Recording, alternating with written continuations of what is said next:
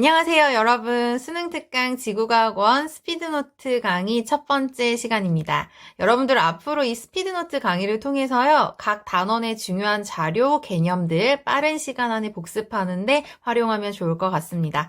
이번 시간에는요, 판구조론과 대륙분포의 변화 단원, 첫 번째 단원 정리해 보도록 하겠는데요. 먼저 판구조론의 정립 과정부터 함께 살펴보도록 하겠습니다. 자, 판구조론의 정립 과정은 역사적인 순서에 맞춰서 여러분들 공부하면 되겠는데요. 첫 번째로 이제 베게너가 주장했던 대륙이동설에 대한 내용이 나오죠. 그래서 대륙이 움직이고 있다라고 주장했던 내용인데요. 이때 이 베게너는 과거에 판게아가 존재했었다라는 사실도 주장을 하게 됩니다. 즉, 한 덩어리의 판으로 붙어 있었던 시기가 있었고 이것들이 갈라져 나와서 현재와 같은 대륙 분포를 이루게 되었다라고 얘기를 하게 되는데요. 이 주장에는 당연히 근거들이 있었어요. 그래서 베게너가 주장했던 증거들은 화석 분포가 여러 대륙에 걸쳐서 이제 동일한 화석이 발견되고 있다라는 사실과 그리고 고생대말의 빙하 퇴적층의 분포를 봤을 때도 이런 식으로 과거에 이런 애들이 붙어 있었을 것으로 보이는 그런 증거들이 발견이 됐었고, 그리고 지질 구조의 연속성이라든지 그래서 북아메리카 대륙과 유럽 대륙에서 산맥의 그런 분포, 지질 구조라든지 뭐 암석의 종류라든지 그런 것들이 너무 유사하더라. 과거에 얘네가 붙어 있지 않았을까? 이런 생각을 하게 됩니다. 또한 남미 대륙과 그리고 아프리카 대륙의 해안선 모양을 보고도 과거에 얘네가 붙어 있지 않았을까라는 생각을 하게 되는데요. 그런 여러 가지 것들을 증거로 제시하면서 대륙이 움직인다라고 주장을 했었고요. 그런데 이제 그 당시 많은 사람들은 아니 그래도 이렇게 큰 대륙이 움직이다니 말이 안 되지 않나? 그 힘이 무엇이냐라고 물어봤을 때 그 힘을 적절하게 설명하지 못했기 때문에 이제 그 당시에 인정받지는 못했던 그런 가설이었습니다. 그리고 나서 이제 멘틀 대류설이 등장을 하게 되죠. 그래서 그 힘을 설명하기 위한 가설이었고요. 멘틀의 대류가 대륙이동의 원동력이라고 주장했던 내용이고요. 그래서 멘틀이 상승하는 부분과 하강하는 부분이 존재하고 이런 식으로 멘틀이 움직이면서 그 위에 떠 있는 대륙이 함께 움직인다라고 주장했던 내용입니다. 그리고 나서 이제 그 이후에 해저지형 탐사가 활발하게 이루어지면서요. 이때 이제 해령과 해구와 같은 이런 해저지형들이 밝혀지게 됩니다. 그래서 음향측심법을 통해서 해저의 이제 수심을 측정하게 되고 평평한 줄 알았던 그 해저가 어떤 곳은 수심이 좀 얕고 그리고 어떤 곳은 수심이 깊더라. 그런 내용들을 알게 된 거죠. 그래서 이것이 바로 이제 멘틀 대류설의 힘을 실어주는 그런 내용이기도 했고요. 여기서 이제 해저 확장설의 개념이 나오게 됩니다. 자, 그래서 해저 확장설 같은 경우는 이제 헤스와 디츠, 미국의 해군 출신 이 사람들이 이제 주장을 하게 되는데요. 해령에서는 새로운 해양지각이 생성되고 해구에서는 오래된 해양지각이 섭입하면서 소멸된다. 이 내용으로 주장했던 그 가설이 바로 해저 확장설입니다. 그래서 해저 확장설은 특히나 여러분들 이 증거가 조금 어려운 내용이죠. 잘 정리해 두셔야 됩니다. 특히 해령을 기준으로 해서 해양지각의 연령 분포 정말 많이 나오는 내용이고요. 해령으로부터 멀어짐에 따라 연령이 증가한다는 사실, 그리고 또 퇴적물의 두께 두꺼워지는 거, 그리고 해저 고지자기 줄무늬와 관련된 내용들 정말 문제로 많이 나오는 부분이죠. 그래서 우리 교재에도 이런 그림 여러분 잘 보셔야 돼요. 기준점으로부터의 거리가 나와 있고요. 해양지각의 연령이 나와 있고 정자극기와 역자극기의 모습이 이 해령을 축으로 해서 대칭적으로 나타나고 있죠. 즉 여러분들이 이때 해령의 위치 찾을 수 있어야 되는 거예요. 그래서 양쪽에 줄무늬가 대칭적으로 나타나는 이유는 여기서 해저가 이렇게 확장해 가면서 이런 무늬가 나타나는 것이다 라는 주장에 이제 근거가 될 수 있는 그런 내용이고요. A지역과 B지역의 뭐 연령을 비교해라 이렇게 물어볼 수도 있고 A지역과 B지역에서 이제 정자극기와 역자극기가 다르게 나타나잖아요. 그런 것들을 가지고도 이제 문제로 물어볼 수 있는 그런 내용들이죠. 그래서 이 부분은 특히나 문제풀이 중요하겠고요. 이러한 여러 가지 이제 가설들을 전부 종합해서 나온 이론이 바로 이 판구조론입니다.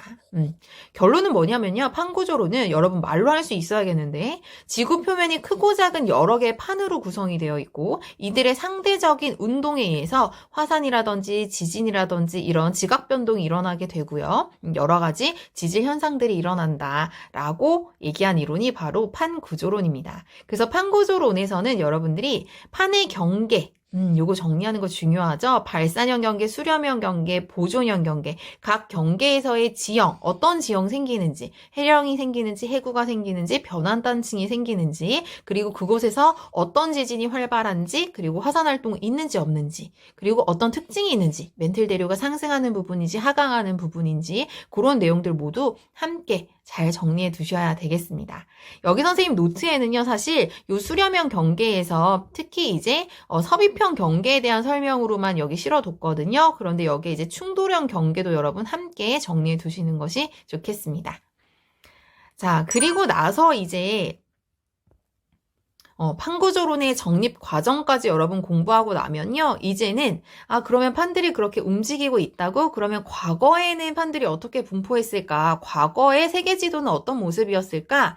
그 방법을 알아내는 방법에 대한 내용이 그 다음 두 번째 단원인 지질시대의 대륙분포 변화에 이제 나오게 됩니다. 어떤 식으로 변화되어 왔는지 궁금한 거예요. 그런데 과거 3억 년 전, 5억 년 전, 10억 년 전 이럴 때 대륙이 어떻게 분포했는지를 알기 위해서는 암석에 남아있는 흔적을 봐야 됩니다. 기록은 없거든요. 그때 인류도 출현하기 전이니까요. 그래서 암석에 남아있는 자기장의 흔적을 가지고 우리가 그것을 추정해낼 수가 있는데 그 방법이 바로 이제 복각을 활용하는 방법이죠. 그래서 복각의 개념이 여기서 굉장히 중요합니다. 왜냐하면 이 자기장 방향을 공부할 때 복각의 크기가 위도별로 다르거든요. 그래서 복각이라는 것은 이제 수평면에 대해 자기력선이 향하는 방향을 의미하는데요. 그래서 나침반의 자침이 수평면과 이루는 각을 엎드릴 복자를 써서 복각이라고 정의를 하게 되는데 지금 이 그림에서 자기 적도 같은 경우는 지평선이 이런 식으로 그려지기 때문에 나침반의 자침이 향하는 방향이 나란하거든요. 이 경우는 복각이 0도인 거고요. 그리고 자부끝 같은 경우는 지평선이 이렇게 그려지기 때문에 수직으로 들어가는 방향으로 자침이 나타나요. 그러니까 이때는 복각이 플러스 90도입니다. 북반구 중위도에서는 플러스 얼마 값을 가질 거예요. 즉 남반구에서는 마이너스 값을 가질 거고요. 위도에 따라 복각의 크기가 다르다. 즉 어떤 암석을 채취해서 복각을 측정했더니 걔가 복각이 마이너스 30도야. 그러면 이 암석이 만들어진 그 위도는 남반구였겠구나. 이런 식으로 그 과거의 위치를 알아내는 정보가 담겨 있는 거죠. 그래서 복각의 개념이 중요한 거고요. 이걸 통해서 우리가 과거의 대륙의 분포가 어떤 식으로 있었는지를 알아낼 수 있다. 그래서 그 내용이 일단 핵심이 되겠고요. 그래서 이것과 관련해서는 특히 이 인도 대륙과 관련된 자료가 자주 나오는 자료입니다. 그래서 우리 수능 특강 본문에도 이 인도 대륙의 대륙 분포의 변화가 이렇게 자세하게 이렇게 나와 있는데요. 그래서 7,100만 년 전부터 시작해서 시간이 흐름에 따라서 점차 복각의 크기가 이런 식으로 변해왔고 이걸 통해서 과거 대륙을 위치를 복원을 해봤더니 이때는 여기 있었대요. 적도 아래쪽 남반구에 있었대요. 그러다가 이제 점차 북상에 가면서 이렇게 움직여왔다. 그래서 현재 위치는 여기인데요. 이때 올라오는 과정에서 이제 유라시아판과 충돌을 하게 되죠. 그때 이제 만들어진 산맥이 이 히말라야 산맥입니다. 그래서 그런 내용들 여러분들이 어떤 방법으로 과거 대륙의 위치를 알아내는 것이지 그 원리를 이해하는 것이 일단 가장 중요하겠고요. 그리고 이제 응용된 문제로 나온다면 이런 자료도 나올 수 있어요. 이거는 우리 교재에 나와 있진 않지만 선생님이 강의에서 다뤘던 내용입니다. 난이도 높은 문제 이렇게 나올 수 있다라는 거예요. 현재 인도 대륙의 위치만 주고요. 과거의 위치는 주지 않았습니다. 왼쪽 자료와 비교해서 보세요. 주지 않았지만 과거에 고지자기 극의 위치를 이렇게 자료로 준 거예요. 현재의 극의 위치도 나와 있고요. 그래서 이걸 통해서 여러분들이 평행이동해 가면서 과거 대륙의 위치를 찾아낼 수 있는지 그런 내용들로 나올 수도 있다라는 거 기출문항들 보면 여러분 자세히 볼 수 있을 거예요. 그래서 이런 내용들까지 잘 정리해 두시기 바라고요.